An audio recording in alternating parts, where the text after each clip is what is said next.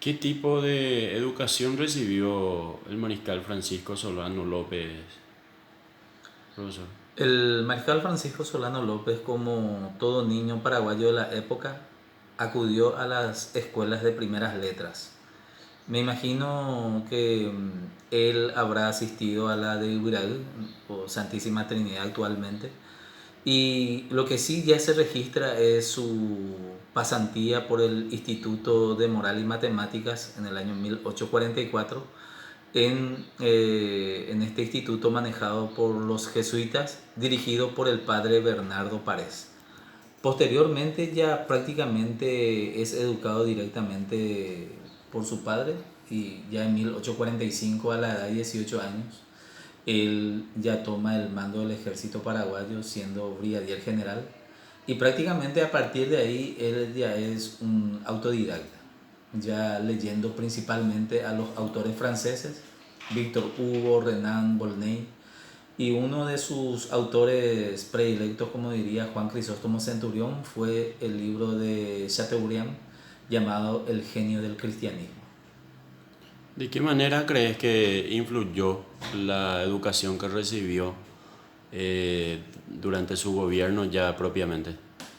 La educación que él recibió probablemente influyó en la manera de administrar el Estado, teniendo como ejemplo el sistema político imperante durante su niñez y la dictadura del doctor Francia, y más ya con su padre, en donde él estuvo muy cercano a la administración del poder, porque don Carlos Antonio López asume el gobierno el 16 de marzo de 1844 y prácticamente para el año siguiente él ya toma la comandancia del ejército paraguayo en Misión a Corrientes, ya con el rango de brigadier general, prácticamente a los 18 años, y a partir de ahí él está empapado con los quehaceres del gobierno. La influencia de la educación familiar más bien yo entendería.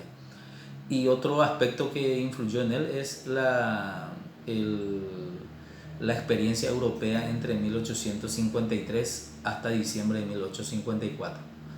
Esto habrá influido en su modo de ver el mundo. Es más, trae él una idea similar a la implementada por Napoleón, por el rey Leopoldo de Bélgica, que fue la teoría del equilibrio del plata, ¿verdad?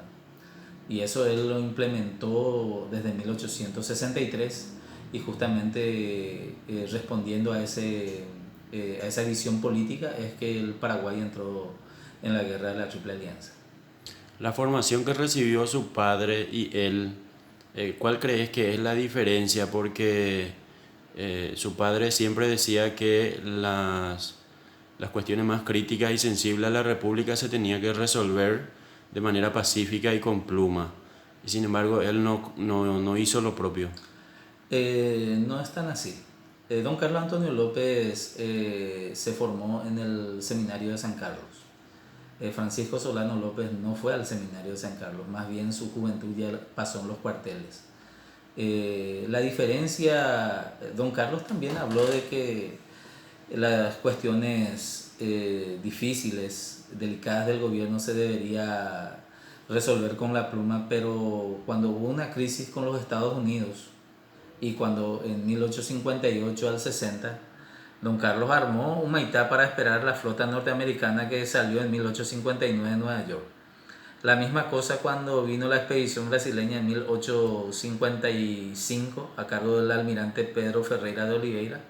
Don Carlos Antonio López dispuso la defensa de la República del Paraguay en los cuarteles de Humaitá y Paso Buco. Entonces, lo dicho por don Carlos Antonio López es una repetición que el padre Fidel Maíz tradujo en su libro. En la escena mortuoria, ya en el último momento de don Carlos Antonio López, estaban solamente tres personas: el enfermo, que era don Carlos Antonio López, el general Francisco Solano López y el padre Fidel Maíz.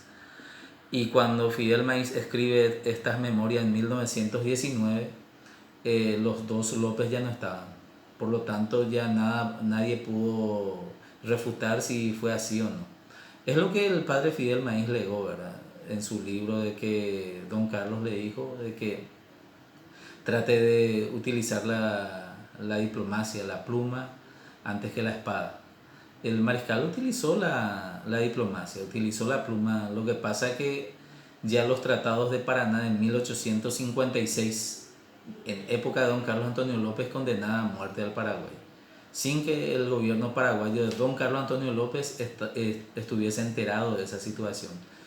Y después, lo innegable, 18 de junio de 1864, en Puntas del Rosario se establece la Triple Alianza contra el Paraguay, en donde se le condena a muerte al Paraguay, sin que el Paraguay esté en estado de guerra ni le haya declarado la guerra a ninguno de los países vecinos. Sin embargo, ese 18 de junio ya se conformó la Triple Alianza contra el Paraguay.